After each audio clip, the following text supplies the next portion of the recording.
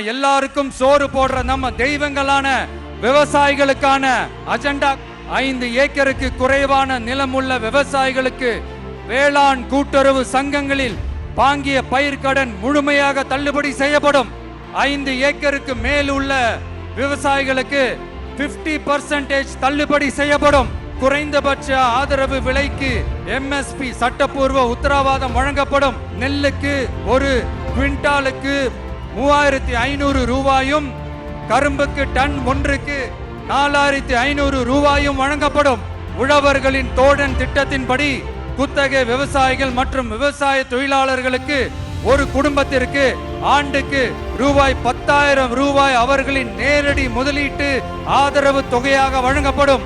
100% பயிர் காப்பீட்டு திட்டத்தின்படி பயிர் பாதுகாப்பு உறுதி செய்யப்படும்.